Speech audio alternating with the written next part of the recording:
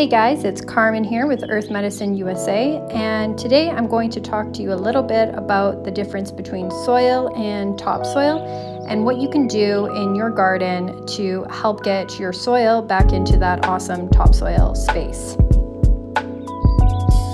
So you might be wondering, well, what's the difference between soil and topsoil? Well, the difference is a lot actually. And topsoil is that thin layer, about 2 inches, that lives on the top of your garden. It's porous, it holds water, there's a lot of biological activity, there's beneficial bugs, there's worms, there's a lot going on there.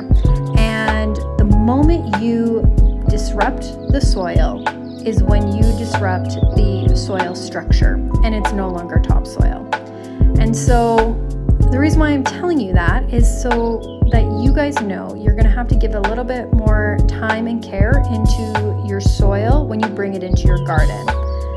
And you can see here, this soil has been pushed around, so there's no soil structure.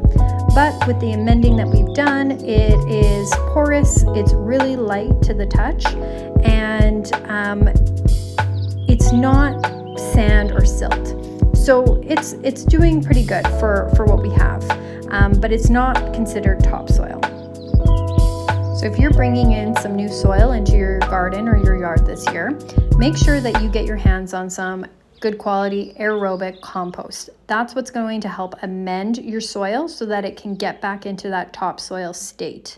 I'll be making a video on how to identify good quality compost out there because, with no pun intended, there is a lot of shit products out there that you do not want to be wasting your time or your money purchasing.